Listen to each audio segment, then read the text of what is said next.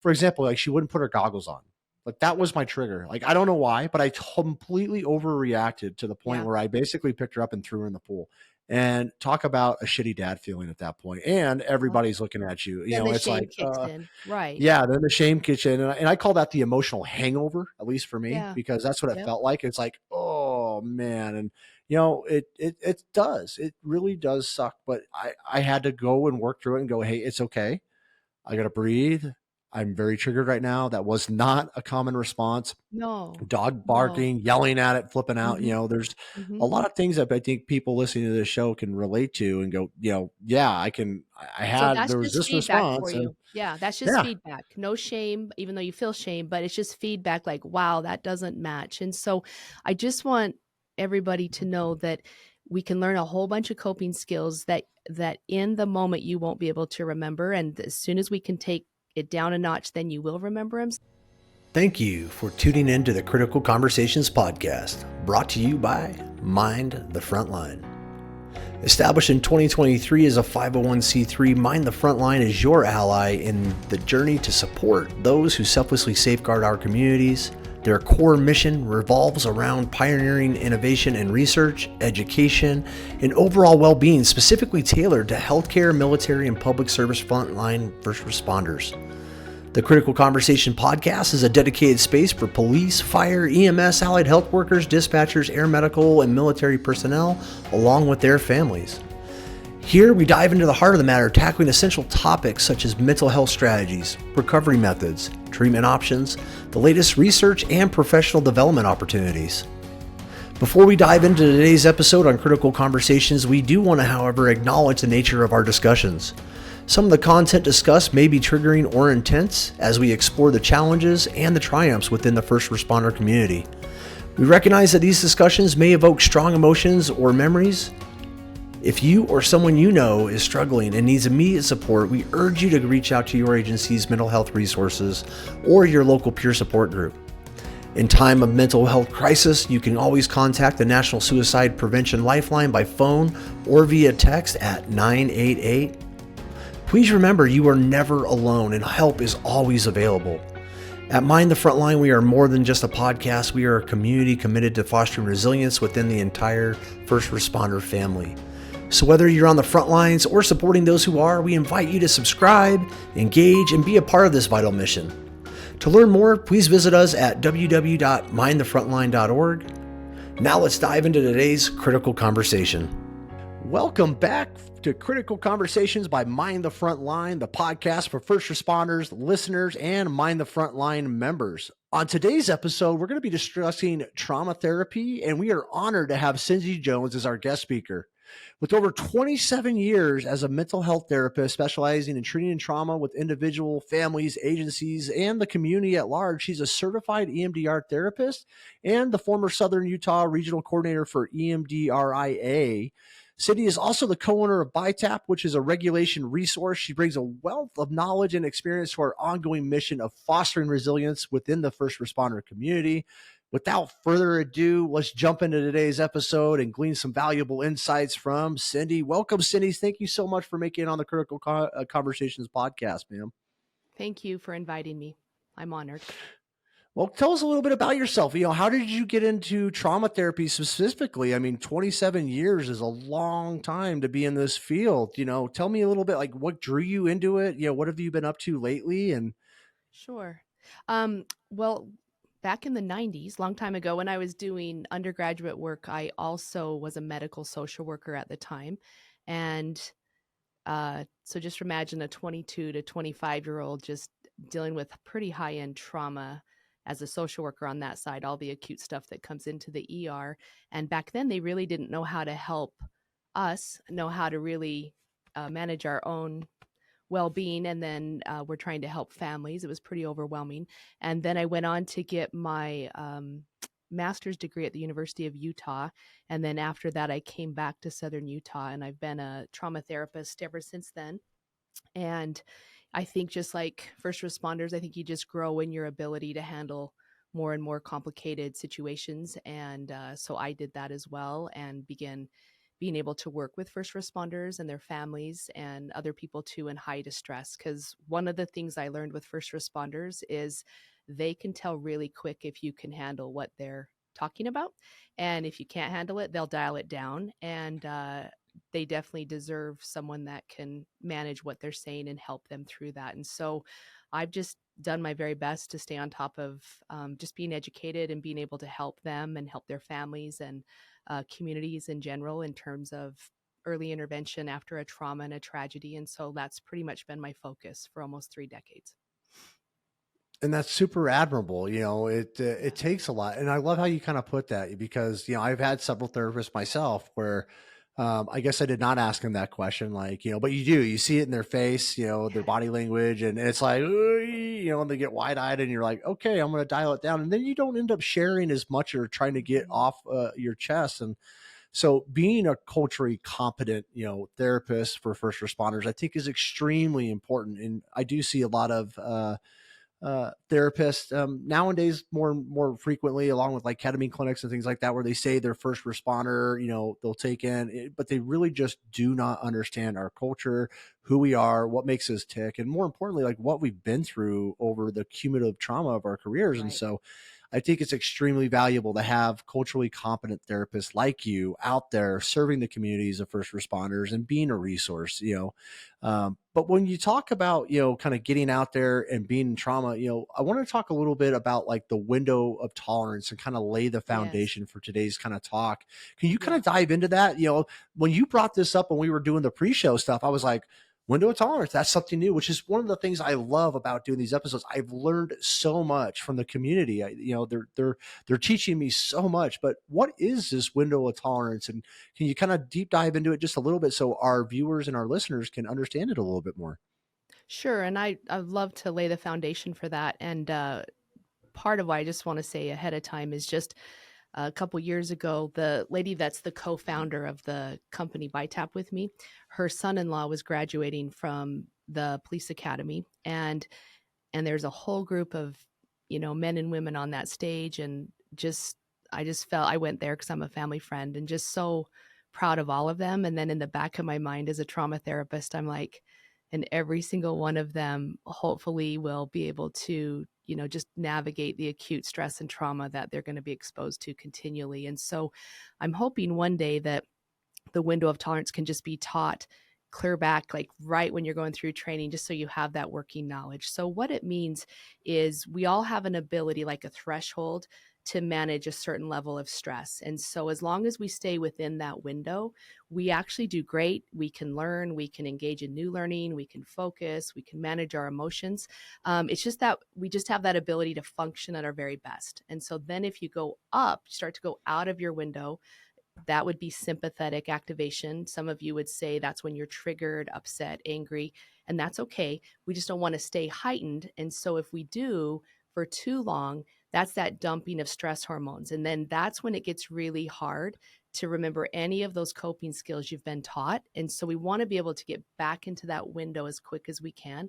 And I would say after a stressful call you've been on or a really traumatic event, everybody's going to go out of their window a little bit. But if it can just be at a manageable level, then you can get back. It's those high end, and then it's chronically that high end with all of the cumulative stress you're exposed to. And then if you stay up too long, your nervous system actually will drop below the window of tolerance and it'll go down, and it's called hypoarousal. So some people would say up is fight flight and then down would be freeze. And so we just want to help our nervous system recover back in that window as fast as we can. And I also think it's important for everyone to know that it changes. So if last night, let's just say I had a sick child, I was up most of the night, I'm going to have a more compromised window of tolerance. Or if I have a lot going on, it's going to go down. And so we want to make sure we know where we're at, because we want it to be a pretty healthy window so we can bounce back as fast as we can. If we can spend most of our time there, then we're going to actually function at our best. No, I love that analogy, because as you're Mhm. talking about this, I'm thinking about my own personal trauma that I've been through in my career. Yeah. And, Yeah. it definitely spikes and gets above, and I can relate, because you get that fight or flight. At least for me, it was sometimes I can get up there and I give it some time and it'll come back around, and this is before I Mhm. actually had any good coping techniques or I could deal with Right. stressors.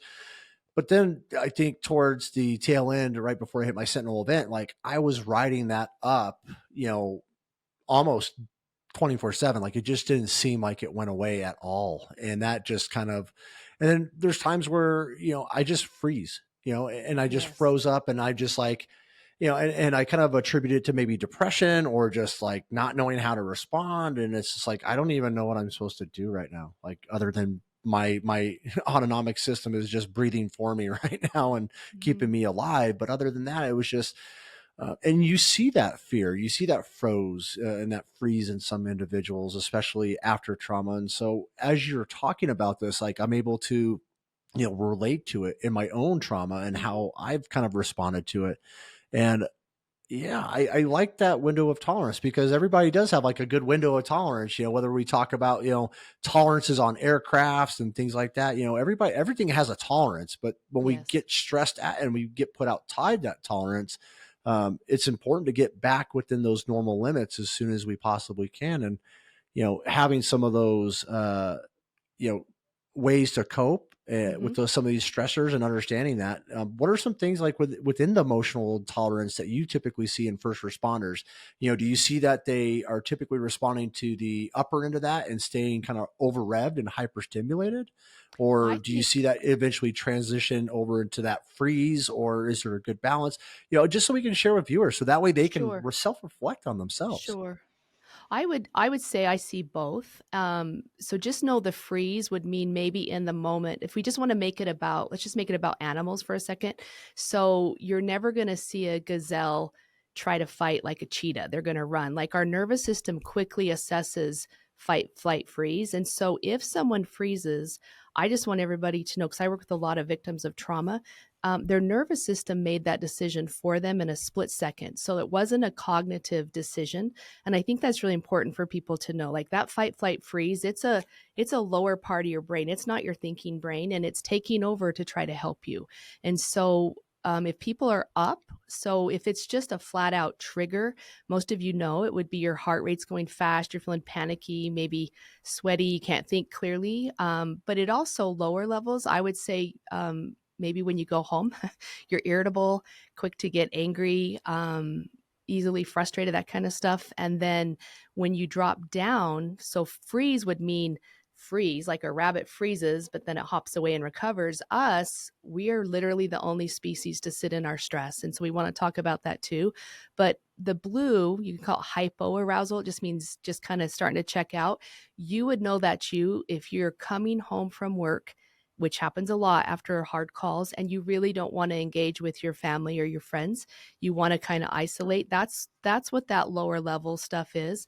That's kind of like burnout too. And so if you just don't have the energy and you're not bouncing back, you're probably, no one goes from like that green window of tolerance down to blue. You always go up and then you drop down. So if we can learn how to catch it on the up and get back into green, then we won't spend as much time down here where maybe we're burned out, where that would mean just not as productive. We're not getting our paperwork done, and we're not that engaged outside of our work life either. And a lot of the first responders I work with definitely don't want to impact their families, but they do. And so I actually see a lot of the family members too. Yeah, trauma knows trauma, and it definitely takes a toll on our families, my kids, my Yeah. wife, Yes. my parents, even my Mhm. good friends. I think they've all kind of seen some changes, with me recovering, which is great. Obviously that's what we look for. But I can relate to that. I can relate to coming home and being Mhm. very agitated, very short. And then there's also times where I would come home and I would just withdraw and I would Yep. isolate and I wouldn't want to go to any social functions and I still struggle with that today. And I don't know if that's just leftover response, where I just like, it's like, oh, I don't want to go engage with all these people. I just want to kind of be withdrawn. But I typically, like most people know me as an outgoing guy. Like if you see me at a conference, I'm always chipper. Like if I'm in my space, I'm in my space and I'm thriving. Right. But then there's times where it's like, I just don't want to talk to anybody. And there'll be times like where I get so, I think, hyper aroused with like social media, for example, and to the point where I don't even want to pick up my phone because I don't want to look at it. I don't want to see all the comments or any of the notifications or what's going on. I just want to shut down and withdraw. And so I can very much relate to what you're saying. So But red would be the hyper arousal. And so when you start to feel overwhelmed and then you drop down to where you don't want to respond, just to even know that like I'm overwhelmed, and then just know it's true for me, it's true for everybody. It's true for your family members. It's true for teachers, just any profession. Dropping down is just your body's way to try to cope. So see, we're either going to find healthy ways to recover, or our nervous system's going to find ways to help us on its own because it has to. So whether that's healthy or unhealthy, so we just want to help it, because I think you coming home tired, I think that's normal after a hard call. I don't think that's a problem. I think it becomes a problem if it's several, you know what I mean, days in a row, then we have a different problem. then it's not so much burnout and stuff like that. It's really just, it's starting to set itself in. But I mean, you made a good point there, when you being aware, and that's one of the missions behind Mind the Frontline. And what we try to do with these podcasts is really just kind of make people aware, because I've had people call our peer support or a debrief hotline afterwards, just because they became aware of like, oh man, I listened to this, and they started self-reflecting like, oh yeah, this is kind of me, and so being that it's okay. And I, at least for me, when I hit that red stage, I think I could say to assume that most people that hit the hyper arousal, the red stage, eventually you're going to have a blue stage to try to recover and try to bring it back into that window of tolerance. But I like how you kind of mentioned, coping techniques, because my coping technique when I was up in the red was alcohol and negative self-thought.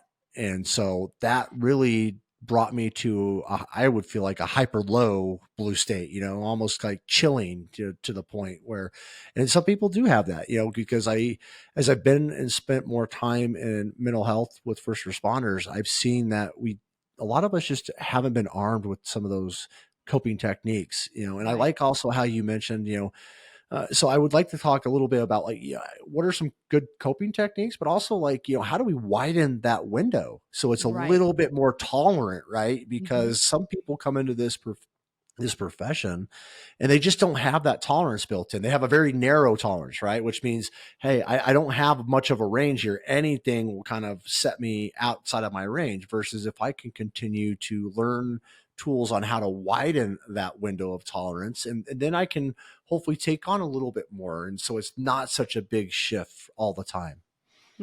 I'd love to talk about the coping techniques, but one of the things I would just say is, if you chronically are struggling with you're just having a very small window, I would just encourage you, if you were open to it, to, possibly talk to a therapist. And so I did not learn EMDR therapy until about, I'd have to count the years, but probably maybe 15, 16, 17 years into my practice. And that's because when I was in graduate school, EMDR therapy wasn't even 10 years old yet. And so it just didn't have all the research behind it. So it wasn't taught like it is today.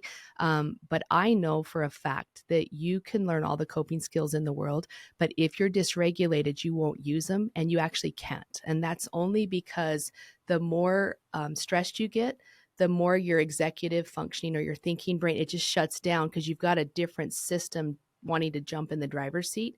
So what I've learned over the years, one, I absolutely value therapy for sure. But in the moment, whether you're in therapy or not, you've got to have skills to regulate your nervous system first. And then once you can take that edge off in a healthy way, then all the other skills you've been taught, you can actually then operationalize. And so to me, that's probably been the biggest shift I've made, is really a strong focus on nervous system regulation, just because I can see how beneficial it is in the moment. Because even Chris, let's just say you had an appointment with me next week, but you're triggered like tonight, like you've got to, you might be able to remember to breathe, and you might remember some of the things, but like, just even last year. There's days that I do, and I feel like I remember those. I'm like, all right, I'm aware. It's probably a lower level. Yeah, good. Yeah. And then there's days where I'm super overwhelmed, and I feel like I'm having a panic attack, and it's like, I don't even think about those tools. I don't even remember how to do the box That's breathing. exactly right. And then it's Mhm. like, and then you stick up in this hyper, and usually it takes me either calling my therapist or calling my sponsor or having a Mhm. real good, my wife is like my biggest ally. Like she really Sure. does understand who I am and, my emotional, state sometimes. And so she can just check in with me. But I love how you kind of put this. I put this plug in every show that I do because I feel like it is just that important. But talking to a therapist, you know, there's a lot of individuals out there, and we're starting to collect a lot of data as far as our debrief hotline and the first responders that we touch within our community. But I still see, and I know this was my problem, uh, a lot of us just don't have therapists. And then when we Mhm. need them, like you're mentioning, like, hey, if you see me next week, that's great. I mean, that's awesome actually. But a lot of the responses I'm getting from the field is, I can't get into one for 6 weeks, It's and that true. seems to be about the average right now. And then they have to go spend, wait 6 weeks, and they don't Mhm. have these tools that we're talking about, and they're not really self-aware, and they're hyper-stimulated, or they're super, super down on the other end, and they're frozen It's and they're true. staying in place and isolating, Mhm. you know, what and this is why I encourage people, try to find a therapist now that you can associate with, because what I have seen in my own struggles is, yes, I had to wait 3 weeks just to get into a therapist. And then after I finally got in with this therapist, the first one, I start almost pouring my soul because I'm like, help me, help me. I need to get this out, to the point where it just totally overwhelmed them, to the point where it's like, okay, this one's not going to work for me. So then you got to Mhm. go back to the drawing It's board and try hard. to find Yes. another one. Yeah. So Very I hard. try to, I try to tell these people to try to get a therapist, even if you don't need to see them on the regular basis. You see them once a year or once a quarter or every other month. Like, but just start now, because at some point you will need that lifeline, and you want to be able to have that connection already pre-established and have the ability to call and say, hey, can you get me on your next available, and be able to work that out. Otherwise, you're going to be like one of these other individuals that, unfortunately, they're stuck in limbo. And It's true. we could provide as many resources as we want and throw them at them, but when they're in this limbo, sometimes it's really hard to get They're through. not And gonna so, do it. Mm-mm. yep. And that's why I just like to make that plug. So if you are listening or you're watching this episode, I highly, highly encourage that you start reaching out and find a therapist that best works for you. Yeah, because And even if I'm competent and know what I'm doing, if you don't like me, if the relationship's not there, yeah, it's not gonna work, and if the relationship's there, but I'm not competent, then it might be a nice talking session, but you're not gonna make the progress. So you have to find that balance of competency and connection so that you can really get the most out of it. And I always think it's better if you choose rather than your agency, does the compulsory, you have to go once a year and they check off a box. And but if we can change the culture to where you're choosing it for yourself, because all of you are in a profession where it's like, if it's raining outside, you're going to get wet. You're in a profession where you are going to be exposed. You already know this, to high trauma, and it cannot help but affect you. And I don't see the trauma as much. I hear it because I work with you and I work with other highly traumatized people, and it affects me. And I sometimes need to talk to a therapist myself, because the cumulative buildup, it really is it's a true thing. So it does. And so it all starts with a trigger, right? There's something, a traumatic event, a trigger. So, exploring on how trauma triggers impact first responders, I think, is also a good way to, if you can be at least aware of it, right? yes, and I to know think when it's a you look at, trigger. Hmm. yeah, if you know if it's a trigger, you're like, oh, okay, I know I'm being At triggered. least And it name took it. me a lot of, yeah, at least I can name it and go, okay, That's I right. know what this is. And Yes, for those of you out there, whether you're in the medical, it'd be like, hey, name that disease or name that that's symptom, right. for the police officers and those in law enforcement, it's like, hey, name that charge, right? So, Mhm. if you're aware of it and you can really kind of put a face to it, uh, it's, for me at least, it's half the battle, because I know what it is, right? And Mhm. at least at that point, I can go, okay, I can start working through it. But I can tell you, for the longest time in my career, I had no idea I was being triggered when I was actually being triggered. I believe that, and for me, a definition of trigger would just be when your reaction, it doesn't match the situation. And so I remember when I was presenting to a group of officers, an older officer was presenting with me, and so he shared this publicly, so it's not confidential. But he said they were just eating at a dinner table, and one of his kids dropped a vegetable on the floor, and he totally just snapped him into anger, and he was just flying at that kid, and he's just like, oh my gosh. So that seems like such a small thing, but that really wasn't it. It's just, that was just the tip of the iceberg. And so I think there's triggers in the moment. Obviously we understand, if you're reminded of a traumatic event or a tragedy, but him dropping a bean doesn't equal that. And so see, then me as a trauma therapist, we would set that up and just trace that back and be able to work through their roots and not just keep treating the symptoms. Because I believe your nervous system can heal. And even if you have post-traumatic stress disorder, I personally have seen it, that you really can resolve it and you can heal. And I think everybody, myself included, deals with acute stress symptoms because of what we're exposed to on a pretty regular basis. So that's a normal thing, but we just want to make sure we can get back into green. And so the coping skills that I would talk about is, I think there's a wealth of information out there, but if teaching skills was enough, I'll just make it about New Year's resolutions, because we're at almost the end of February, and by now 80% of the New Year's resolutions have failed. So it's not for lack of knowledge, because there's more I knowledge. know this because my gym is starting to clear out in the morning, which is great. I'm like, right. finally I get a bench and I finally get my exercise machine back. But it's very common, it's very common. And I like how you mentioned like the reaction doesn't meet the situation, and this is one I'm not proud of, but I like to be very honest and transparent on these shows. But last summer, for example, and I'm still in recovery, so this still happens, people. Like, you don't just get better all of a sudden, it just all of a sudden goes away. It comes in waves, it comes when you least expect it. But I was very anxious in the morning for my daughter's swim meet, and I don't know, I go back and try to break it down a little bit. But for example, like, she wouldn't put her goggles on. Like, that was my trigger. Like, I don't know why, but I completely overreacted to the point where I basically picked her up and threw her in the pool. And talk about a shitty dad feeling at that point. And everybody's looking at you. It's like, right. Yeah, then the shame kicks in. And I call that the emotional hangover, at least for me, because that's what it felt like. It's like, oh man. And it does. It really does suck. But I had to go and work through it and go, hey, it's okay.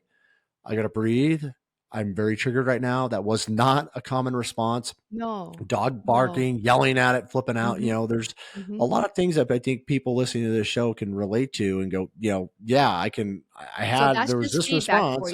That's just feedback. No shame, even though you feel shame, but it's just feedback like, wow, that doesn't match. And so I just want everybody to know that we can learn a whole bunch of coping skills that in the moment you won't be able to remember. And as soon as we can take it down a notch, then you will remember them. So the stuff that I teach first, and because I work with highly traumatized people, so an example would be like right after an accident or right after a tragedy, then I would work with the survivors, or just the people that were heavily involved or connected. So just very much in shock, very much in distress. And so I played with the order of this, and this order is the right order. So if you can tell you're starting to go up, like you're starting to get anxious or distressed, and we'll talk about what Bi-Tapp is later, but you can just move your feet back and forth. You can wiggle your toes and just move your feet back and forth. Okay. Or you could go for a walk, because that's bilateral as well. And why that's first. Yeah. What were you going to say? No, I had an aha moment, because typically when I am in that moment, like, and I can't regulate myself, and what always works for me? Going for a walk. It does. And now it makes sense, because now I just didn't put going for a walk and bilateral stimulation together. This is the first time I've done it. So once again, a light bulb goes off, but hopefully that light bulb went off for other people as well. I thought that was a really good relation, but that's beautiful. And the reason it works is because our brain, so we have two hemispheres, and so we have one brain, but we have two hemispheres. And when things are calm, the two hemispheres just communicate back and forth all the time, just effortlessly. What happens, so this is the front part of your thinking brain, but if that amygdala gets triggered, it's like it wants to jump in the driver's seat. Well, if we really don't need it to be in the driver's seat, we want to calm it down. So the easiest way to calm it down is to introduce bilateral stimulation, and it automatically inhibits the amygdala. So if that's the stress response. So if you're in a stressful situation, which you are often, that sometimes you can't take a walk, but if you could wiggle your feet back, I do it all the time. If in my office, if someone is upset, I promise you, I am moving my feet back and forth. They don't even see me doing it because it signals to your brain, this is stressful, but I'm safe. Like your brain has to register safety. So that's the number one thing I teach. The second thing I teach is movement. So if you can't go for a walk, it's fine. But even if you could just shrug your shoulders or move your head, that matters. And that I would do that. And then the next thing I would do is I would take a drink of water or a drink of something. If you don't have that, put in a piece of gum. If you don't have that, just swallow. So if you'll do those three things first, it actually, your nervous system just automatically starts to calm down. And then you're going to remember to do the breathing and the other things you've been taught. Because if you don't calm it down, you're going to hang out in hyper arousal or that red zone longer than you want to or need to. So those are And the nobody first likes three being things. up there. Yeah, nobody likes being No. up there. But review those three things real quick. So, bilateral stimulation, whether it be walking, tapping your You can feet, going back tap. and forth. If you're at a desk, like just pretend you're testifying in court. So I'll pretend I am. Like no one has to know, but I could have my hands on my thighs and I could just be tapping on my thighs back and forth because your brain, the lower part of your brain is actually the boss. And so our thinking brain is amazing unless we're dysregulated. So we want to keep our nervous system regulated so that your thinking brain actually can do its very best. So we'll talk about tappers later that do the tapping for you, but just wiggle your toes or just tap them or tap on your thighs if you can. You can even just do this, but you have to do it in a way. I know a lot of you won't do it. And so probably moving your feet in your shoes would probably be the easiest because it's not drawing attention to you. And then just a little bit of movement, because if I'm truly in danger, I'm going to probably freeze up a little bit. But to overcome it, even if I can just move just a little bit, you'll see athletes doing that before a high pressure situation. They're doing that on purpose to try to calm down because it signals to your brain, this is stressful, but I'm okay. And then swallow. So there's a lot of research that if you can swallow, you're going to activate, it's called the parasympathetic nervous system. So it's just a signal to your brain to start to calm down. And so those three things, boom, boom, boom, you can do them really quick. So if I'm in my office, someone's distressed, I literally will tap my feet back and forth. And even if I've got, say, water in a cup, I have a water cooler in my office. I'm like, you know what? I'm going to actually go get a drink of water. Would you like one too? See, because that's giving me movement, drink of water, and then I'm in a much better place to stay regulated to help them. So I just did those three things like that, and they don't even know. But I'm going to teach everybody those same things because you Heck don't yeah. know when you're going to get triggered, and everybody can do it. Every age. We teach all ages, schools, everybody. And there's a lot of people I work with test anxiety. And I remember talking to a fireman once, and he just said the thing that's the hardest is we have people that could become firefighters, but they freeze in the test so they can't advance. And so it's The just stress. teaching. Yeah. Because the more upset you get, the less likely you can remember all the things you've studied. And so you want to be able to calm that down. And so these are the strategies that I teach every age, and college kids, professionals, everybody. It works for everybody. No, it sounds like it does. It would work for anyone, but I love Yep. this because it's like the 3-step recovery method. It's like, hey, how can I 3-step myself out of this hyper arousal and kick the amygdala out of my driver's seat so I can take control of my body again? That's because right. You're right. Like once the amygdala takes over, you lose control. You lose a lot of control and a lot of those choices that you want to make or decisions that you want to make, whether it be responding to my daughter's not putting on her goggles for a swim, for example. Like if I would have had that tool and I could have worked through that by, okay, I'm going to now tap. I'm now going to just walk down and have a conversation with her. And then I'm going to swallow before I get there. I can hopefully take control of that situation again. And I think that's where a lot of us go haywire with our reactions because we know the fight or flight response is a physiologic reaction that occurs naturally to any danger or threat. In a nanosecond sometimes. In a nanosecond. It just goes off and then all of a sudden it's like, wait a minute, I don't have control. It's like having an autopilot that you hate take over the plane, right? It's like, you're crashing me right now. Like I don't want to crash, but there's nothing you can kind of physically do about it until you can get back into that window of tolerance and then allow some of the other mechanisms to kind of take hold. At least for first responders and being in a high stress situation, we know that we get triggered responses, all the time. I mean, early on in my career was like when the tones would drop every time. I'd be like, oh my gosh, I'm new. I'm a new paramedic, a new firefighter going to my first house fire. Like I remember the stress, but then I also remember going on my first fire, which makes sense now. It's like, okay, well, you're putting on your gear, so you're moving. I Yes. remember drinking some water because I knew I was going to be under my mask for a while. Yes. But all of this makes sense. But, as we're doing this, our heart rate comes down, the fear and the anxiety start, I'm not saying they're going to go away, but hopefully But at you can least it manage get to it. a point you can Mhm. manage it. You can actually listen to yourself. That's awesome. Thank you so much for sharing that, Cindy. Well, I'm if you going think to, I'm about going to well, if you create think about your the people that you get called out on all of these traumas and tragedies, just think about the public. Like, can they, when you're trying to talk to them, like, can they really track? Can they really understand? A lot of them are just out of control because it's a trauma, and it's the same thing. And I'm just saying, so it's just, even if you're like, well, I don't react that way. Okay, then think about the people when you go out on calls and it's their loved ones standing off to the side freaking out. It's the same thing. And so being able to just understand, that's why they can't follow directions in what you're saying. That's why when I work with people that sometimes see a horrible trauma, they can't even write the police report. They cannot make that happen. That's because that thinking brain is just shutting down. And so that's really what this is about. And how do we restore that thinking brain, or getting back into our window just as quickly as we can?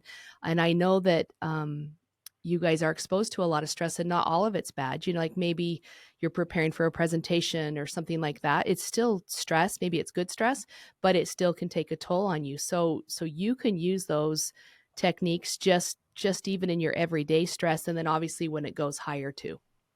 And I think an important thing that you just said right there that also turned a light bulb on for me is the fact Mhm. that I can use this technique and help my patients, or, Yes. Yeah. the people that I contact, whether I'm in law enforcement, if I'm a ski patroller, animal control, a dispatcher. Obviously you can help your partner out with this if you observe this. And I think that's where this is just another great tool, I think, that peer support responders, and patient caregivers, physicians, nurses, everybody, we get these patients that come in and we know they're hyper stimulated, and it could be for a myriad of reasons, obviously. Right. But if That's right. now that I have this tool, I could be like, hey, try this as I'm in the back of Mhm. the ambulance to try to get them to calm down. Hey, you want to, a sip of water, hey, Yeah, just try that. swallowing real quick. Mhm. The only problem I think we would have is like the movement part, because I can't allow them to get out of the gurney while we're You could moving, just but say, "Can you wiggle your toes?" wiggle your toes. See that little Or things can like you just this, move your fingers? Like, just shake it it just out. can. Mhm. Tell my It kids, we do the little shake Uh-huh. out. It But actually there matters a lot because we are the only species, like, birds can get startled, but then they'll fly, and rabbits might freeze, but then they hop away. We sit in our stress. So it's really important that we're conscious of this so that we're helping our nervous system recover over and over and over. Like, we don't have to wait until at the end of the shift, or we don't have to wait until our appointment. This is stuff you can do right in the moment. And it matters because you want to have gas in the tank when you go home. Like, you still want to have something left that you can give your family or your friends. And so being able to take care of your nervous system throughout the day is a really big deal, because I also know a lot of you guys don't sleep well. And so you can read all the Yeah, sleep we had a hygiene things you conversation the want. other day with the It's so hard. with Uh-huh. the first responder. He's like, man, I just struggle with sleeping. And sleeping was always Yes. kind of, for me, I could fall asleep. It was just the intrusive nightmares that would violently Right. wake me up. And that sucked. And then it's like, okay, after that, I couldn't go back to sleep. But once again, you just gave me, I mean, it's like almost life's changing, to learn something Mhm. like this. And being able to use this for other people and allow them to kind of learn about it as well. I think this is very helpful. And I like how you mentioned, like, if you get off shift, you have a hard shift, a hard call, take a minute to reset your reset your nervous system, like get it to Yes. reset real quick, and that could Mhm. be before you leave the hospital. Yes. That could lead before you walk in the door and actually go into your house. For me, that's just some of my mornings. And that's why I have my own mental health routine, because sometimes I'll wake up and just feel so overwhelmed with all the stuff I need to do for the day and things like that, and the challenges I might have going on in my life, that right then and there might be a good opportunity to go, okay, well, I'm going to start my day with a nervous system reset. And that's It awesome that we doesn't, it actually have just the takes a ability to minute. do that. Yes, takes even seconds. Once you figure out, I get it just automated, it's just super simple, and anyone can do it at any time, and that's what I love. And then once you calm down a little bit, then you will remember to do your breathing. You'll remember the importance of sharing your feelings with someone, like connection, like you'll remember all that stuff that you've been Yes. taught. but you won't in a heightened moment. So you just want something quickly that you can do to take the edge off. And those three things will work very well. They do work very well. Because And I've as played you're with up that there, order in my office to see what calmed people down the most. Because I'm dealing with people in, shock and trauma, and I wanted to see. And so I know firsthand that's the right order. I've seen it over and over and over. well, I love it. I'm definitely going to put a challenge out for our community to try this. Go Mhm. try this. I think it's an amazing thing. But this also is a health benefit, right? Because it brings down our cortisol levels, right? If Yes. I'm able to reset, like my cortisol levels aren't just off the charts, which I know when we looked at mine after I went in for They my would Sentinel be. event, they were Yes. completely off the chart. They were quite amazed at how high my cortisol levels were. And I'm like, well, I don't even know how high they've been going for that long, because you just emotionally get burned out and you just start feeling emotionally numb, but you're just constantly in this hyper vigilant. And that's all I can describe it as. It's like, I have ADHD, but this is not ADHD. This is like No, ADHD on steroids. It's just, Yeah. you can't shut anything down, and any little thing, a pin dropping in the office would set me off, Mhm. and that's not a way that anybody wants to live in. So they start questioning themselves, like, I don't want to live with this, but they also feel like they can't fix this. And I do want to tell people, because I loved how you mentioned, yes, you absolutely can repair your brain. It's science has shown that. We have Yes. proven that through science, Mhm. that you can actually repair your brain through using a lot of these techniques that we talk about on these episodes. So, Yeah, I think it's just neuroplasticity another is one. real. Yeah. Neuroplasticity is real, and I've seen people 60s, 70s, 80s with high trauma, and you can heal. And so, um, and we'll talk about bilateral stimulation in a minute, but just the product. But I just want you to know one of the reasons we created these Bluetooth tappers is because you can just put them in your socks or your pockets, and you just get the benefit of that tapping while you're in a stressful situation. And so that's the beauty of it, because then you don't have to think about it. See what I mean? Like, then it's just working in the background on your behalf. And so that's the beauty of having something do the bilateral tapping for you, because you would know, as you think about patients or just community members, if they're like in a panic state and you're trying to get them to voluntarily follow directions, they actually won't. But if they had access to bilateral tapping, they actually would calm down. So it's a piece of EMDR therapy, but bilateral stimulation existed, since the earth began, because people have been crawling and walking and drumming For a and while. yeah. So it's not EMDR therapy doesn't like own that, because it existed. Like, occupational therapists use it all the time. If kids are having, say, any kind of developmental delay, they'll actually do specific, like jumping jack, just things, or just cross your knees, like touch with your hands. They're just doing all this stuff to get the left and right brain working together. So what we've done is just integrate what all the different disciplines know about bilateral, the importance of bilateral coordination between the brain. It's called interhemispheric communication, and just what that actually does. And it creates us functioning at our optimal level. And so it you can do this outside of therapy. So in therapy, what we know, because I'm an EMDR therapist, the bilateral stimulation is inhibiting the amygdala, so you can reprocess the trauma. So we now know, because of all the advancements with neuroanatomy, we actually know specifically what the bilateral stimulation is doing. So that's important for all of us to know. And you can do it on your own, and you're not reprocessing trauma. You're just calming down the amygdala. I love being able to now be a little bit more self-aware when I have that asshole driving my car. I hate to say that, but it's like the guy road raging behind you. He's like, Yeah. "Rah!" You're like, hey, Yeah. get out of here, man. Like, I just want to chill, listen to my coffee house blues, and enjoy it. But I've had to really work at that. And that's taken some really good coping techniques. And I love how you kind of we've been walking since the dawn of the human Yes. species life, Yes. and I've never met anybody who has gone for a walk purposefully and not felt good afterwards, right? Like, Mhm. nobody goes like, oh, that was a terrible walk. Yeah, maybe the weather was Right. bad or something like that. But, Right. I think mentally, and that's why I love doing it. On the days that I don't do my weights, I try to get out and I walk my dog in the morning. And I like it because it's very Good. calm. It's still Mhm. outside. My dog gets an actual benefit. Studies have shown that if you just leave your dogs outside in the backyard, they actually don't get the fulfillment and the same kind of needs that Mm. we do, because they want to go out and they want to be stimulated by smelling Explore and and things like that. mhm. And that's the same with me. Like, I'm out there, this is my podcast, listening to Power of Meaning this morning, just like, this is a great way. And then I get home and my day just inherently starts better, and I would Yeah. encourage people, like, get out and try. Like, walking is the easiest thing you guys can do on a daily basis for your mental health. And I can't tell you how many studies I've read in preparation for these podcasts where walking continues to come up. All the greats, you look at Albert Einstein, all the great philosophers, they went back and looked, and they all walked regularly. I think Yes. that's awesome. But what are some other coping strategies for managing this butthole driving my car, and I then getting literally that fight or flight response? Chris, I know it's going to sound crazy, but the same things we just talked about you can do in the car. So if with your steering wheel, I would just tap like your thumbs back and forth on the steering wheel, and I would just shrug your shoulders a little bit, because it's okay that you go up. Everybody goes up. Like if you had a loud noise happen right now in your studio, you would jump. Like that's normal. We just don't want to stay heightened. So it's okay if we go up, but we want to recover. So think of like an athlete in really good shape. Like it's okay if their heart rate goes up, but they recover fast. The rest of us Yeah. don't recover as fast. It's that. So, but if you're driving, someone upsets you, which happens to all of us because people drive the way they drive. So, but you can tap back and forth, and you can shrug your shoulders. If you had a drink of water or something, just take a drink. And then I would take a deep breath, and you'll find that you just took the edge off, and it's okay. Like you want to have tools right in the moment that you can use, and you can do that right in the moment.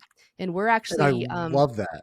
yeah, I we're love being starting to able to work with, give our viewers and listeners, like, hey, here are some real tools you can take away right now. Because a lot of yes. us that are probably listening or watching this episode are probably in some sort of state of hyper arousal. I can absolutely attest to that, because you just look at the statistics and the numbers.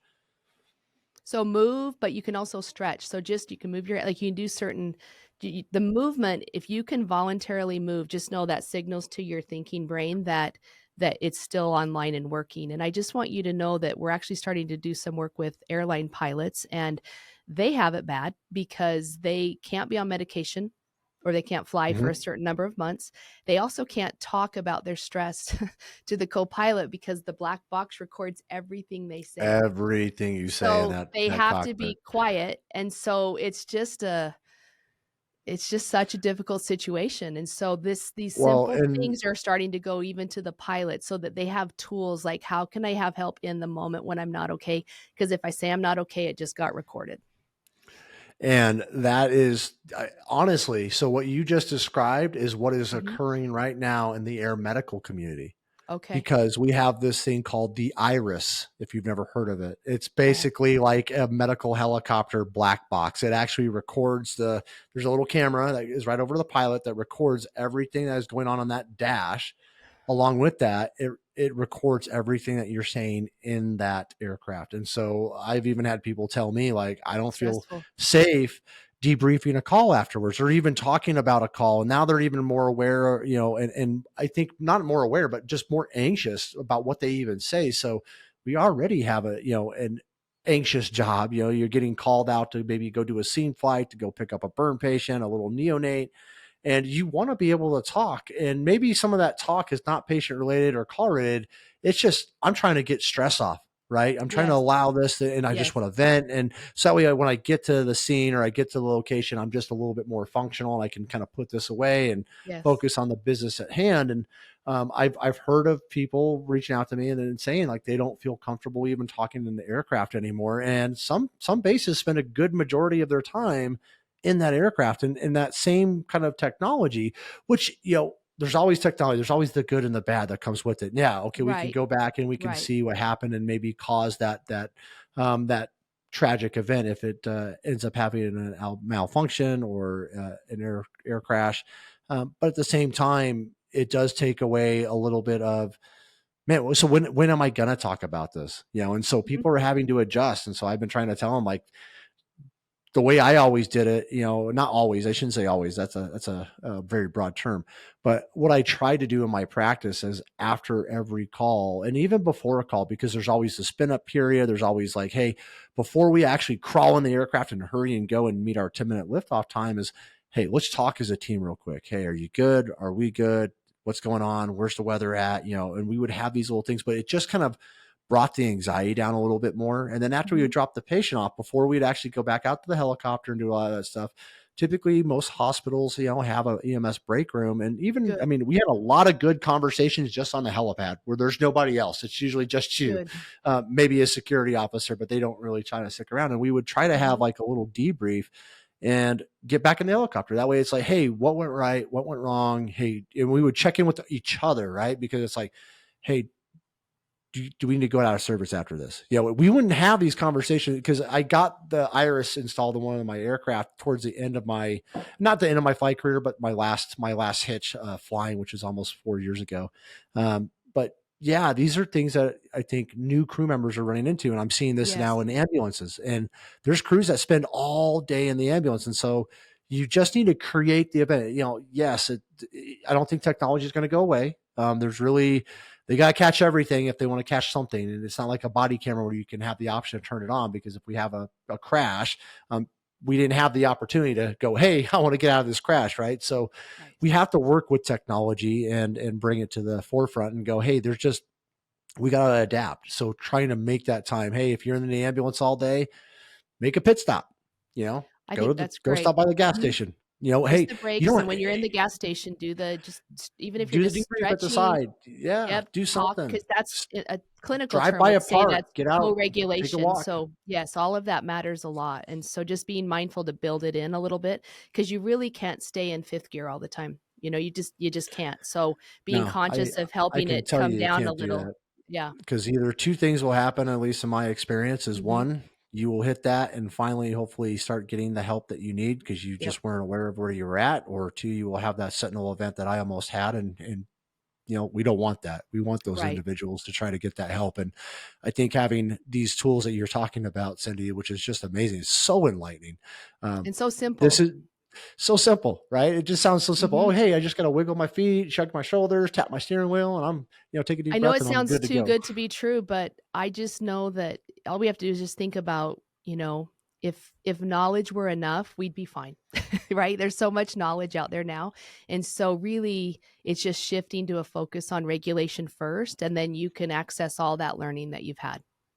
I love it. So now, how can we overcome some of these stressors? We kind of talked a little bit about some coping strategies and techniques. Is there anything else you want to kind of cover in that regard as far as good, healthy coping mechanisms? Because I know I didn't have good coping mechanisms until I really had to have someone either teach me, like my therapist. Once again, get a therapist if you don't have one. But anything else along that topic that you want to hit before we move on and talk about just the stressors?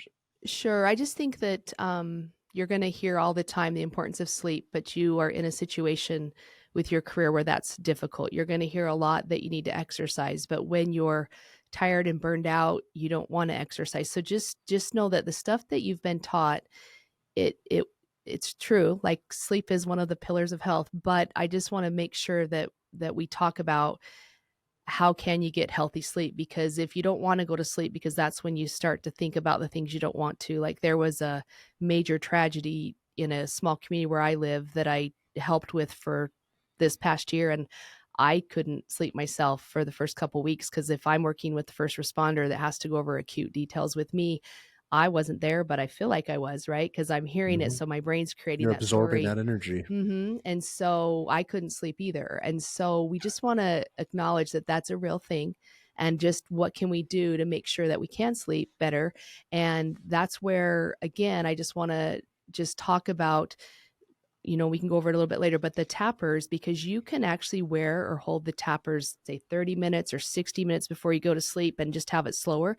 And it just signals to your brain just to start to settle down. And I actually wear them. I actually hold them every night as I go to sleep, because I'm closing in on 28 years as a trauma therapist. So I've been exposed to a lot, and, but my sleep is back to normal. And so so I know there's a lot of sleep hygiene things you'll be taught, and those are great. If it's enough, wonderful. If not, then we just want to spend a little bit of time just talking about how you can use these Bluetooth tappers to just help your nervous system settle down. And it's just important. And I just know that you'll do the healthy things when your nervous system is back to that feeling regulated and calm. But if you're not able to operationalize any of the things you've been taught, it probably means you're just a little bit burned out, and that's okay. It's just information for you. But then that's for sure when we'd want to make sure you're getting a little bit of extra help.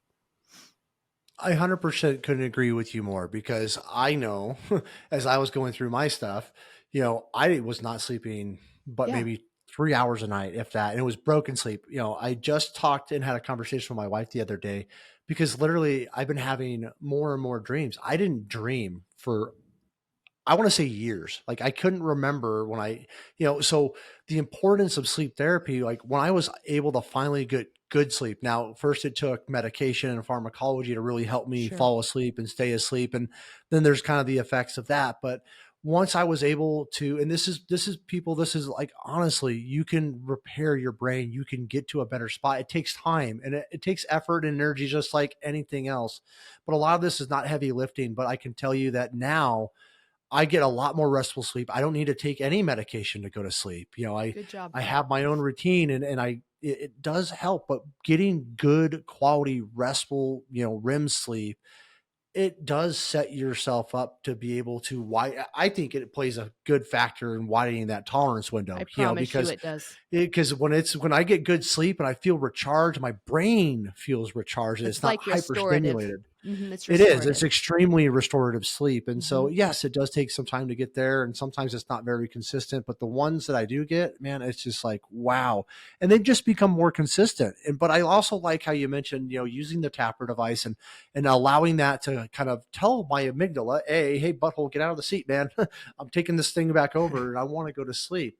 But, I also see the benefits of it, because dispatchers are like the unsung heroes because they are strapped to this chair, That's right. essentially, figuratively, and they have a lot of stimulation coming at them. They got multiple stressors. I got to run multiple screens and multiple radios. I got a helicopter landing. Like I've been And in, people are way freaked out and in shock calling oh, them. they are. They're just Yeah. shock calling them and they don't know what to Hmm. do. And, they don't know what the outcome is. All they can do. Right. I really honestly, being an empath, I don't know if I could be a dispatcher. I have the utmost respect for what these individuals do and how they do it. But I also know that they are also forgotten of and they also, Yes. like us, suffer. And so I do see the benefit of being able to use, the tapper device, the bilateral, even the 3-step that we talk about, but Yes. to have that on throughout your entire shift, where it's Yeah. just like you mentioned, you have yours on right now, I like mean, on this your is what socks. they are. They're so simple. Like I have the pair I'm wearing. They just pair to your phone and you can find the settings, but they literally are just tapping back and forth. So it'd be like if you were just tapping, it's just Yeah. tapping for you. So the thing that I like about it for this population is it's just working in the background. Like because you like a dispatch officer, they have to like do their work. They can't stop and do this stuff. And so this is just working in the background. And so for all of you who've had children, just like when they're really little, like 1 and under, you can't reason with them. You just can't. So you just have to help calm them down. Think of that part of that's kind of your nervous system. You can't reason with it. You just have to help it calm down. Then when it calms down, then your reasoning brain is back in the driver's seat. And this is such a simple way to do it. And um Yeah, like but if I some was of a dispatcher, I would have to uh-huh. imagine like if I had this going on in the background, like it widens my window of tolerance, right? And Mhm. it's just something that helps with the prolonged spikes, right? I Because I can promise it hopefully does. reground myself after I Yes. hang up on this call and right before, that momentary pause before I pick up the phone and take the next call. Um, Yeah, it's if gotta you be if you extremely knew helpful, at that, least to buy them time to when they get off yes. shift or take their break and they're able to get up and finally move around. Then when they get up and move around, once again, I would definitely go for a walk and take a deep breath and Yes, I swallow. would too. And if you can't get up and walk in that moment, you could still stretch or shake your hands out. You still want to do something to just help your nervous system get those stress hormones moving because you're just getting there's just dumping, dumping, dumping, and then we sit in it and it's exhausting. So if you're in red, red, red, you have no choice but to drop down into blue. And so whatever your stress patterns are that maybe aren't so helpful, if you stay overwhelmed too long, you're just going to go to them. And that's just because your nervous system is trying to help you. So we're trying to help it recover quicker so we don't have to go down to that deeper place where maybe people that struggle with addiction or maybe someone's going to come home and they're going to game till 3 or 4 in the morning rather than, you know what I mean? Yeah. Yeah, they're just struggling. And so we're just trying to And that's what I turn see because this they've around. been in Yes. that red level, at least in Hmm. the dispatcher and the conversations I've been fortunate to have with them. They describe exactly what you're saying. I'm in the red level for, Yes. you know, an 8-hour shift, a 10-hour shift, or a 12-hour shift. So And long. then it's like, okay, they either continue that because they're not able to come back down now, Mm-hmm. and they continue that right into the home, or they go to that crash and they go Mm-hmm. right to the blue. And it's like Boom. they go home, they don't want to be with anyone, they're not a functional spouse, they don't, you know, and that's what we don't want to have. And so being able to help give you guys some of these preventive strategies and techniques to really make an impact in your life and what you guys are doing to improve your quality of life, to improve your health, your mental health, more importantly. Well, and your But marriage or your yeah, your marriage, relationships. which we understand those, especially in public safety, you have a higher incidence of divorce rates and struggle and, you know, Yeah. substance abuse. All of that comes together, and I can attest to all of those. You know, I was separated from my wife. I was an alcoholic, like bad coping techniques, not a great husband, not a great dad, not a great friend. I was all of those, and it took, you know, it took a hard fall to really kind of give me that option of, okay, well, do I want to live? And if I do, how do I fix this? And asking for help. And so I really encourage individuals, like if some of this resounds and resonates with you, you know, ask for help. It's the freaking hardest thing you can do. But I can tell you that once you make that initial help, um, it gets a little bit easier. Hopefully you can land on some soft space and some safe places. And if anything, call Mind the Frontline. Like we have a Yes. 17 trained peer support responders here waiting to have that conversation with you completely anonymously. But, you know, I know a lot of us are out there struggling and trying to overcome the stressors of triggers. And, you know, so what are, you know, because life happens, right? Like we have work and we're in work mode. But that my problem is when I was in work mode, I didn't want to deal with life. I didn't have any more space to deal Well, with that's life. because that. So just My remember that tolerance is window. Yep, your gone. capacity was maxed out. One thing I'll forget if I don't say this really quick, but when you talked about Yeah. calling your peer support, I just want to say I know sometimes people don't want to use their own peer support program for a variety of reasons. And I Mhm. love that this is one that's separate. So you're still getting the support you need, but maybe feel that greater level of anonymity. And Mhm. I just love that you're offering that. I think that's beautiful. And it's needed too. Completely free. You know, it is. It's Mm-hmm. completely free. It's more, you know, and we call it a debrief hotline, right? It's not like a crisis hotline or anything. I call it a debrief hotline because I hope that, you know, once again, if we have these good techniques and we're doing them right, and we can finally get back down to a level of, okay, I can start really using my brain again. I've kicked out Yep. you know, the amygdala out of Good. the driver's seat, and I've taken over, you know, now I can hopefully pick up the phone and dial 866 mind 24/7, super easy number to remember, and just talk. All we're here to do is listen and allow you that opportunity in that safe space. And it creates another layer. And, you Mm-hmm. know, there's a lot of people that, you know, and a lot of departments are doing it well, some are not, but, you know, we run into the same stigma.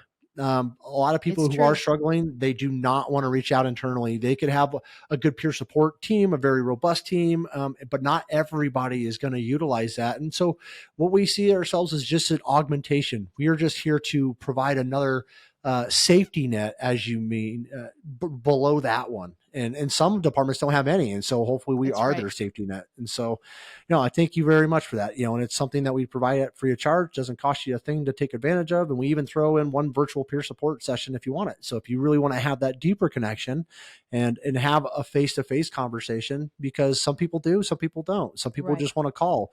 Some people want to text. Some people want to Facebook message us. You know, we get a lot of inbound communication, but, you know, just know that we're here. We hear you. Just the And these are all options. frontline.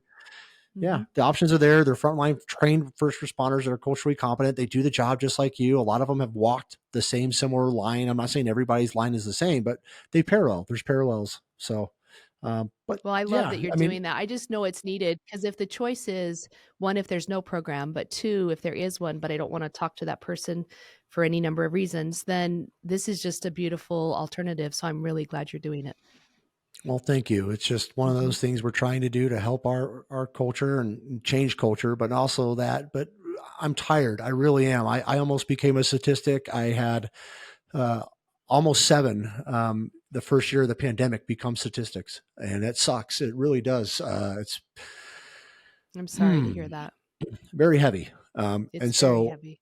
as one of my good friends, John von Rosenberg, he mentioned or not John von Rosenberg. Let me give credit where credit's due. This is Jim Green. He runs the Mission Ready Foundation, but he's always, one of the things that always stuck with me is you can either choose to accept something or you can choose to do something. And, this is just, I started it, but we have a lot of people and a great team behind me, and they're leading the pack. They really are, because they've chosen not to accept this anymore, and they want to make a difference. And what I'm seeing is people are coming out all over the place wanting to try to make a change, and they just don't know how to do that. And so hopefully this just gives them one of many vehicles that are out there to help with that change, because my goal is to see the suicide rates amongst Sure. first responders for the first time in over 20 years actually hold steady and not double or even go beyond what it did the year before. That to me means, hey, we're actually making a difference and turning and winning the war on this battle, because it really is. It's a war. It is. No, I have tremendous respect for you and just anyone that's in the military or first responder. That's like when I was at that graduation, I just I get teary right now, because you just know they're going to be paying a pretty high price pretty quickly. And if we can do anything to help, because what you're doing is so important, but there is a cost.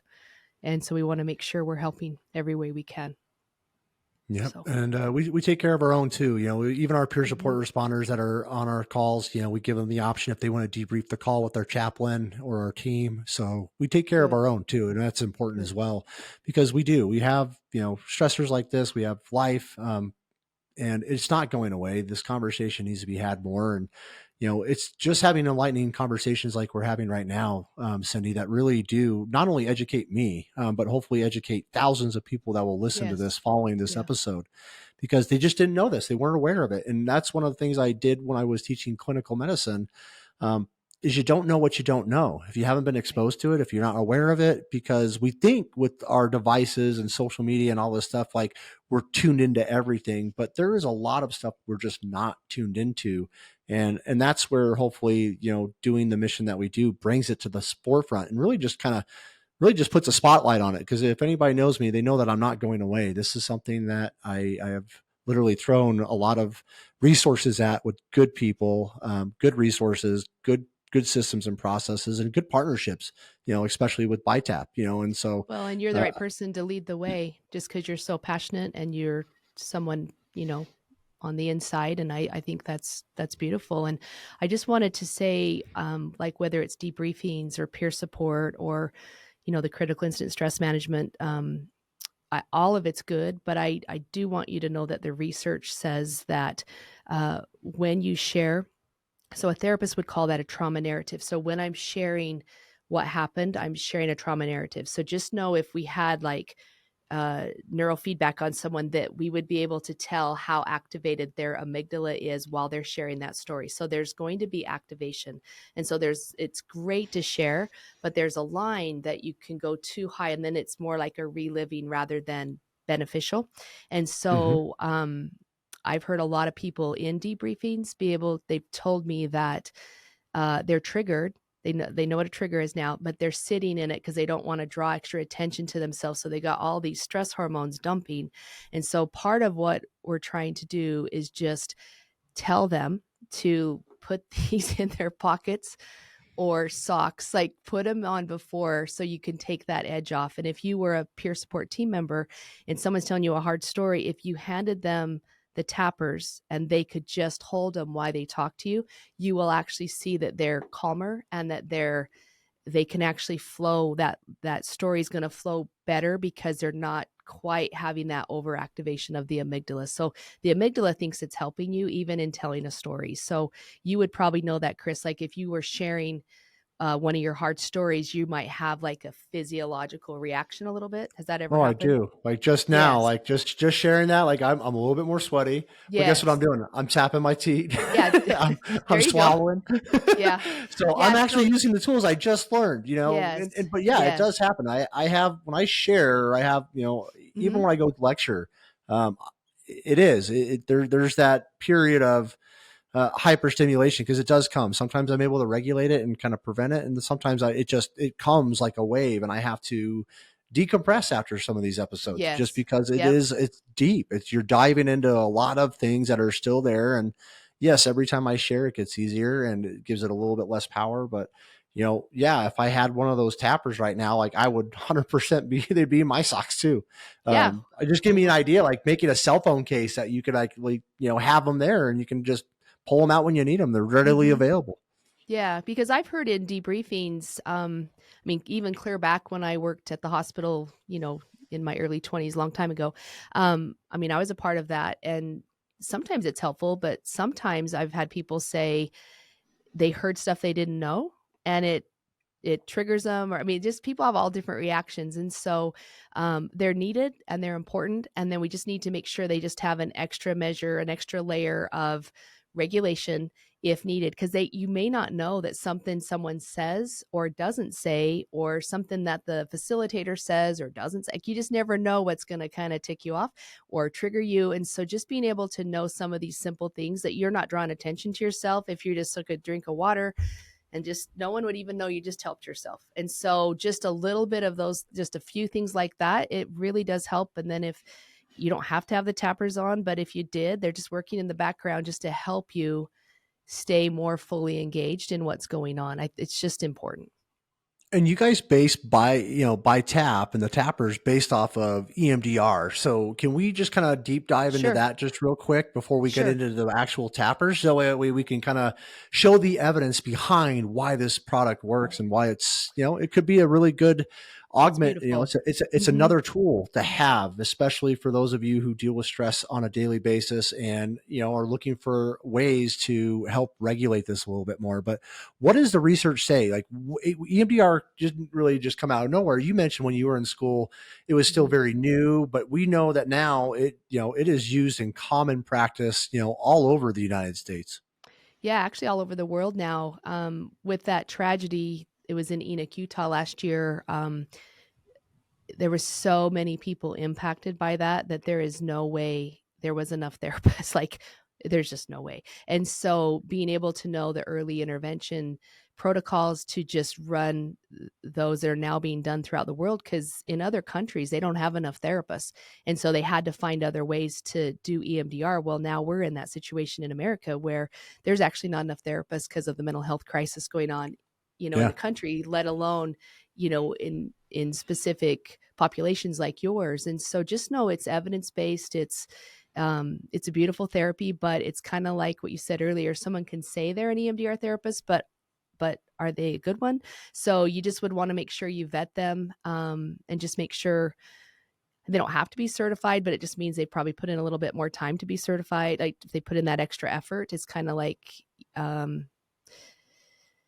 I just know that of the therapy I did before versus what I do now, I can have full confidence that I know I can help someone facilitate that healing and they can actually recover. And that's a pretty cool thing, to not have a fear, just to know I can jump in and help. And it's how you feel as you feel competent in what you do. And so I highly recommend that therapy. I'm sure there's other wonderful therapies, but I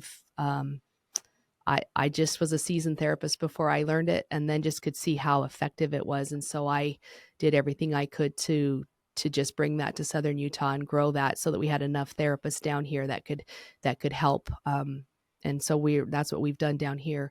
But in therapy, I just want you to know, so bilateral stimulation. So sometimes it's eye movement, sometimes it's tapping on someone's knees or on top of their hands, or sometimes it's tactile back and forth. But sometimes people would come into my office and they'd be dysregulated, like in the red zone or hyperarousal, and you can't reprocess trauma when they're like that. And so I just started messing around with the tapping a little bit, and I just would, with the old school tappers, just have them low and slow, and I could just see them just calm down over and over and over again.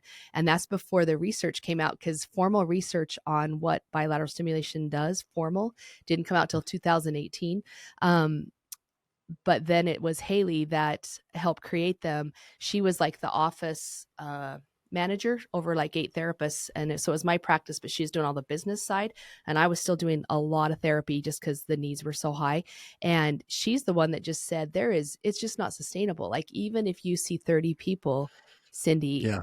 that's just the And it waiting works list for like here, but you have 6 to be in a months. controlled setting. I have to show up. Yeah. I got to And make a so it's just, therapist, and I can see 30 people, but 500 need to get in. See what I mean? Like, it just, yeah. so it was actually her idea that still be a therapist, but what if we can Bluetooth this and just really give people a self-regulation tool, that because you can teach people to tap, I mean, and wiggle your toes and stuff, and that's really great. But if you're a first responder in a crisis, you're probably not going to remember, and you also aren't going to start tapping. Like, you're just not. Yeah, I'll start doing the Doesn't look Macarena very on cool. scene. People will be like, "What is this guy Right. doing?" Like, It's so, he's got his flight helmet Mhm. on. He's over there doing the Yeah, it Macarena. would help, No, but but you would lose credibility. And so exactly. But having something like this where I could it's put in my so good. pockets or I could It's put in my so good. socks or my Mhm. boots, and it's just going on while I'm on scene, while I'm Yes. in the middle of this crisis, Yes. and it's helping my amygdala, because that's where the science behind Yes. bilateral stimulation came from.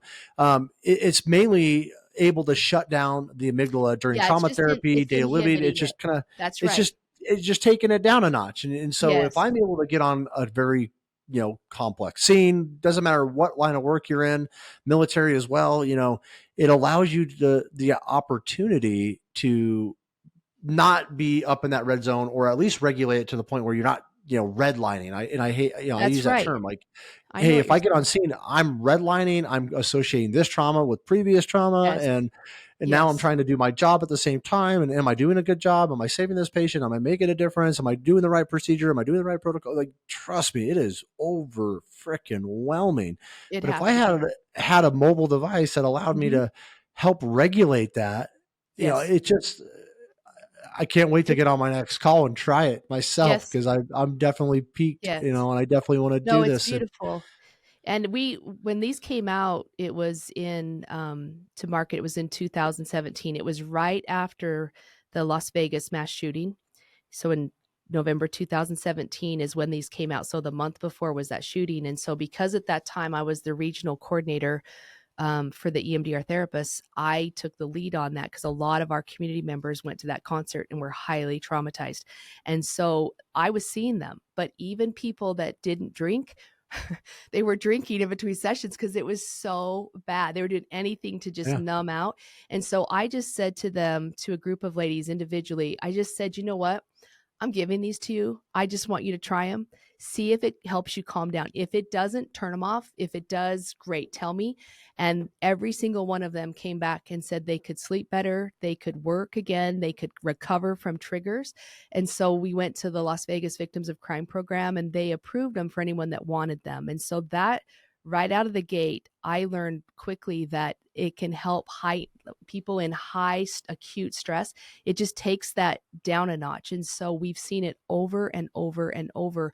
On low end stuff, it would be after you've been on a stressful call, then somehow you're supposed to come back and write a report, but you're exhausted, right? Because you're in red dealing with that, but then you're yeah. exhausted, but you got to write And the then you write a report. report having to relive it all over again. That's what I Yes. didn't like about Yes. some of them. I was like, So hard. I don't want to go back and remember every minute detail. What time I pushed this Right. drug, what, it's sometimes you're just like, I'd rather just forget that ever happened. Mm-hmm. And it was almost like you're trying to come down, and then because I have to write a report, like, Have it to. just puts you right back up, and it's like it just deterred. And then all of a sudden, the tones will drop and you're on to the next one. So you didn't even have time to come back down and take care of It's yourself. so So having much. something like this, and So much. you It's look at so like the much. brain's natural healing mechanisms, which is, this is what it kind of mimics. That's what I love about it. That's why we There's a did it. lot of good data out there for Mm-hmm. bilateral stimulation, or BLS. And so it calms the amygdala. It It does. takes it down a notch. It allows And you me could to do you could do, Chris, there's now bilateral music, bilateral tones, like biurinal. Yep. it's all So coming out. I've used And those with my AirPods with mhm, and this is another, I mean, if it's something that helps, all of it helps, and that's why I like talking about what are the different things out there, because what I've learned in my recovery is not everything worked for me, and right. some things worked, and then other things took the place of those. So I like to expose everybody in our community, just, hey, whether it's methylene blue, psilocybin mushrooms, ayahuasca, we did a mind meds and mushrooms episode last month or 2 months ago. It's just to expose people to what they don't know, and to Right. find the option that might work best for you. But this Well, is by far, I think, the only thing that I have found, other than doing the Macarena, that I can do while I'm just actively working and doing my job, because everything else, ketamine, all of that requires me being off. I can't, there's not a lot of mindfulness. There's coping techniques I can use, but there's not a lot that I'm aware of, at least for me in my practice, in my routine and what I go through, that I can utilize while I'm on the job doing what I That's need to do. Yes, that's why we created them, and then we created them to tap rather than anything else, just because it just feels natural. And I just want you to know, I went to a fire station after a horrible tragedy in a community to work with them, and um, one of the gentlemen, he had them and he turned them up like 10 and 10, like that's fast and strong. So how fast and how strong on intensity? And he fell asleep Mhm. holding them. Like, he's just like, because Some he's some so people will do that. overwhelmed, and so it was so if So I as soon had as it that on that switch, strong. like soon as that inhibition happened, it was like Uh-huh. brain shut down. He was going to sleep. I finally got that And rest. if I had it that strong and that fast, it would be irritating. So that's another thing. There's an app, and you find what you like. And if people are like, well, how do you know? I would just say, if we all went for a jog around the block, we know our pace pretty quick. And if Mhm. it's too fast or too strong, then it's bugging you. Then just turn it down. But at night, we don't want it fast and strong. So think about like rocking a baby. Like, you don't want to rock them. You're trying to calm them down. So then you just turn it down. And we have some people that say they know bilateral tones work, but at night, because they have some PTSD symptoms or PTSD, they don't want that sensory taken away. They want to hear. It actually Mhm. heightens it more. So that's where the tappers, you can still hear. And I love what you said. Not everything's going to work for everybody. We know exercise works, but if someone said you have to swim, well, then it's not going to work for me. I would rather hike or work out in the gym. But what I will say is bilateral stimulation does work. And so we just have to find which way works the best for you, because it is proven that bilateral coordination between the two hemispheres is how your brain works best. And so sometimes it just needs a little bit of help through tapping or walking to just help your brain work at its very best. And this is the simplest way to do it. It really is. And the studies definitely have shown that with Mhm. BLS, you absolutely will reduce the symptoms of PTSD, anxiety, depression, just by calming that It pissed off mhm. amygdala. It just, Because it otherwise the takes the dumping of the fear stress away. hormones, yeah, because if you keep having it, the goal is, how do I get back in my window as fast as I can? Because you don't want to have that dumping and then sit in it. And so it's just trying to just think of like I don't know, like a rainy day, the wipers just clear off the rain. We're just trying to just settle that down enough. And then, because you're all well trained, so then you're going to work at your optimal level. And then off shift, one of the gentlemen I worked with said he didn't even know he was affecting his family the way he was. He wasn't even aware. And when his wife finally was able to say, you're really affecting us, how he was coming home, he said that he was so sad, because he just said, everything I'm doing is for them. I never meant to, bring that stress home and affect them. And so, but we do. And I also do work with families, because they're worried too when you guys go out on calls, and they worry about you and the stress of that. And so we do the same type of teaching for the families too, and the wives or the partners.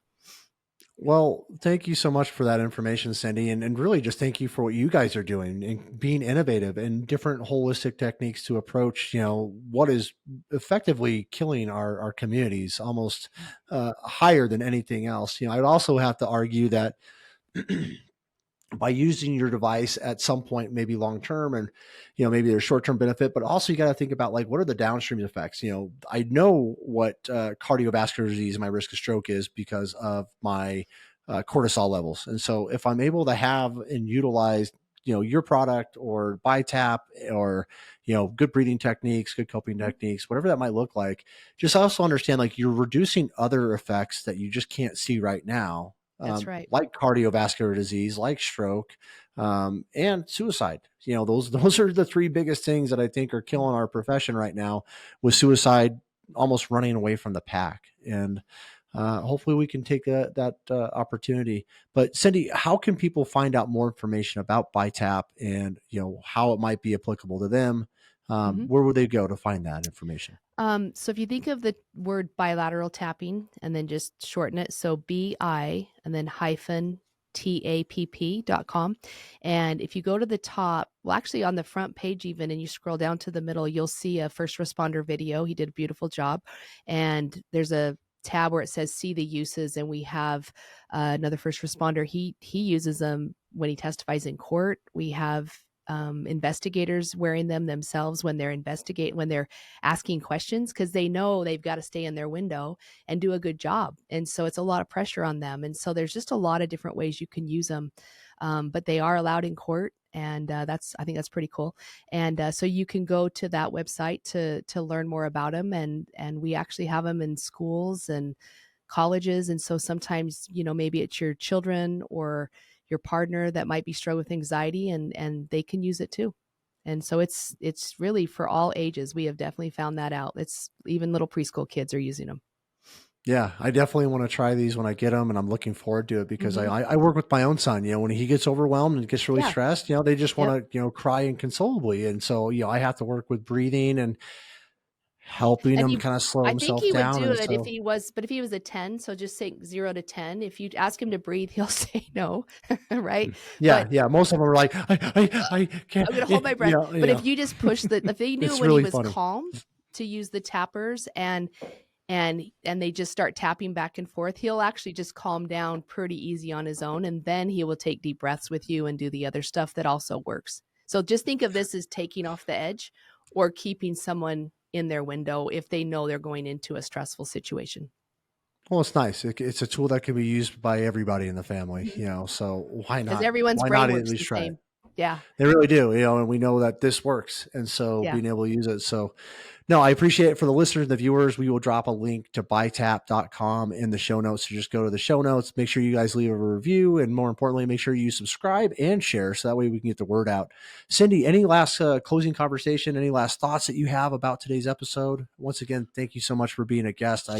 The Sure. information you've provided is just super enlightening. Like, I can't even tell you. Well, I just want to first just thank you for all the work you're doing, and it's just so important. Someone has to do what you're doing, and I would say this again. There's probably a cost to what you're doing, but you have a vision, and it's really important. And I just really honor and respect what you're doing.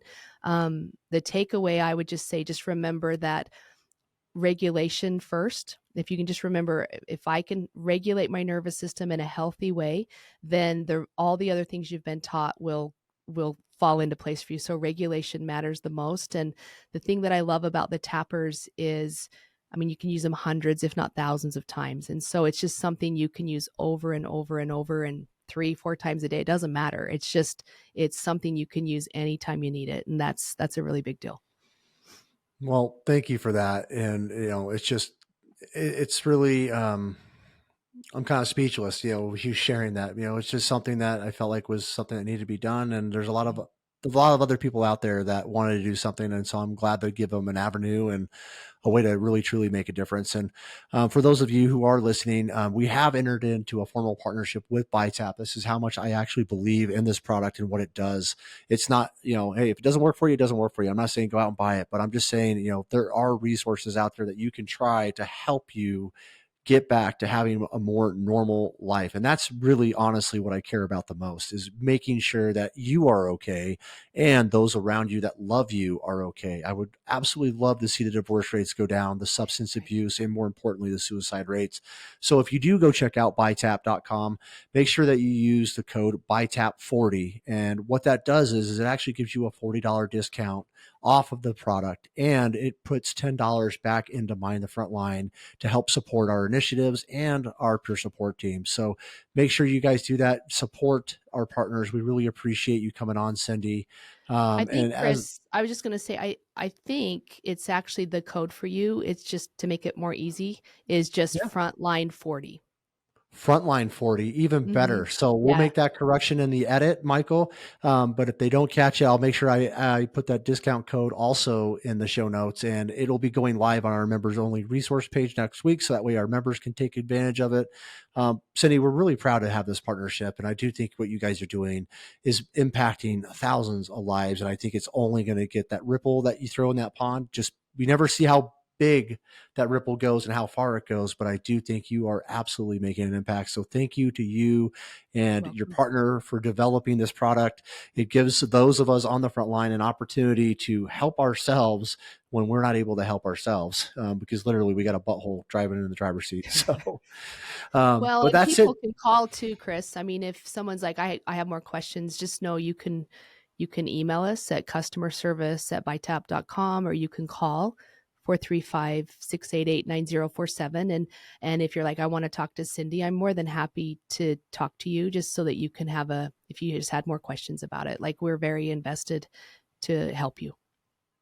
Well, that's great. And that just speaks volumes to who you guys are and what you guys are trying to do, because I do think it's important to be available. There's a lot of companies out there that will sell a product and you can't get a hold of anybody if you have any more questions. I do know that we'll be posting some resources in our members only platform as well. So, reach out to Cindy and her team if you have any questions. If you want some more information, they have a whole list of data and research behind this, and we are going to include it in the blog that comes out with this episode. So if you want more of it, either go to Bi-Tapp.com, or you can also hop over to our resource page at mindthefrontline.org and get some more of that stuff.